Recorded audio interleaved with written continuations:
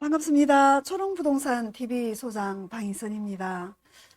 오늘은 재개발 지역에 원 플러스 원을 공동 명의로 투자의 관점에서 형제 간에 원 플러스 원을 받으신 거예요.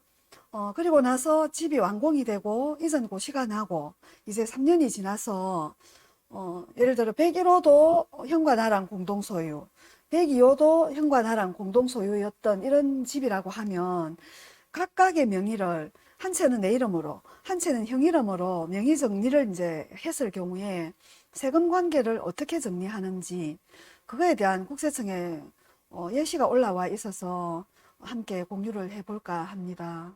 한번 사례를 가지고 한번 살펴볼까요? 여기 보시면요, 먼저 사실관계 이렇게 되어 있죠.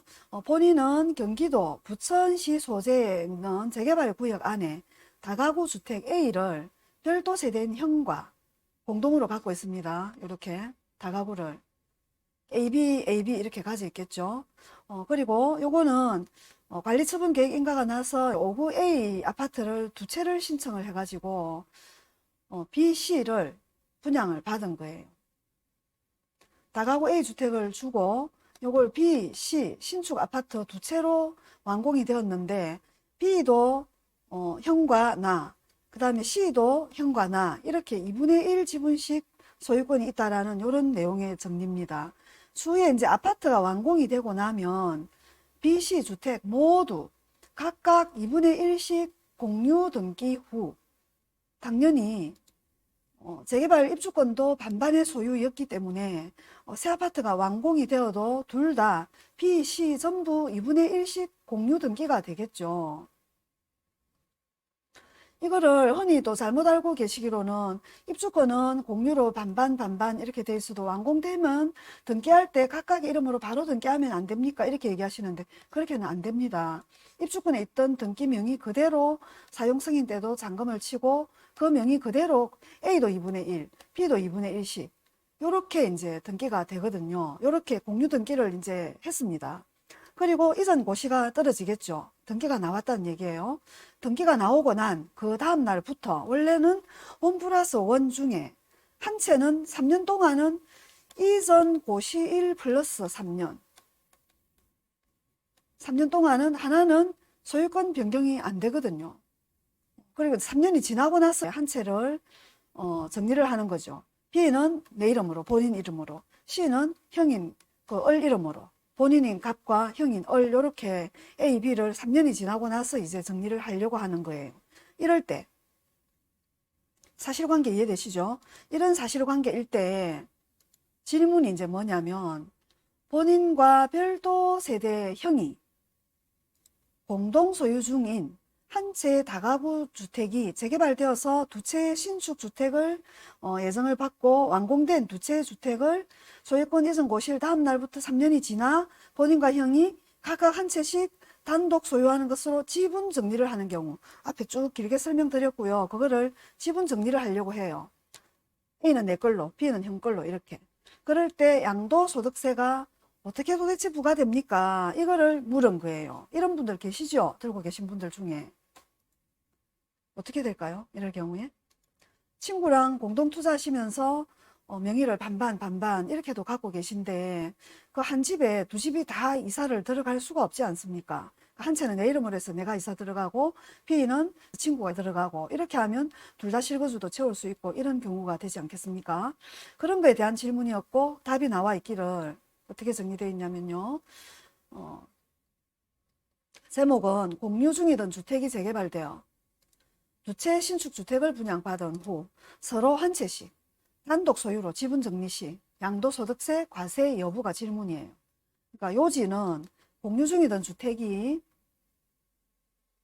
도정법에 따라 재개발되어 두 채 신축 주택으로 분양받은 경우 아까 이전 고시일 다음 날부터 3년은 이미 지나는 걸 충족해야 되고 그 이후에 한 채씩 단독 소유하는 것으로 지분 정리할 경우에 양도소득세 과세 대상에 해당되지 아니하나 돼 있죠. 양도소득세 과세 대상이 아니래요. 지분 정리를 할 경우에는. 그러나 상호 지분을 청산을 할 때는 시가 차익이 있을 수도 있겠죠.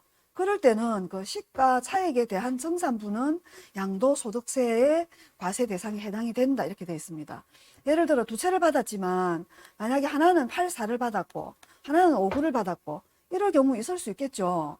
84도 AB고 59도 AB였다. 근데 59를 A 명의로 가지고 84를 B 명의로 가졌다. 그러면 차익이 날 거잖아요. 똑같은 가액이 아니니까. 이럴 때는 차이 나는 부분에 대한 것만 서로 양도세를 정산을 하고 차이가 안 나는 그 가액의 그러니까 공동의 금액에 해당되는 거는 그냥 공유지분 지분 정리로 끝을 내고 차익에 대해서만 세금을 정리하면 된다. 요 뜻의 답변이 와 있는 거예요. 여기 나와 있는 답변이.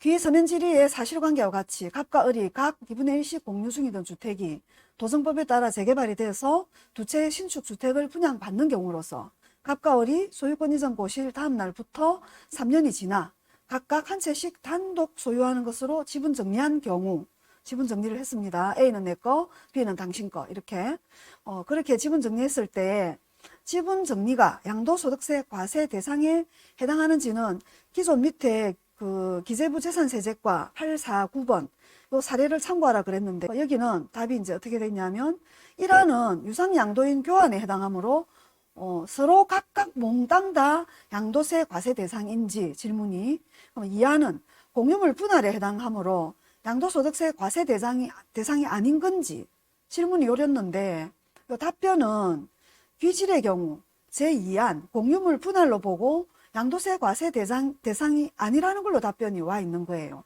그러나 뒤에 다만이 붙어 있죠. 다만 상호지분 청산 시에 시가 차익에 관한 정산을 하는 경우 그 정산된 부분은 양도세 과세 대상에 해당하는 것입니다. 이렇게 됐습니다.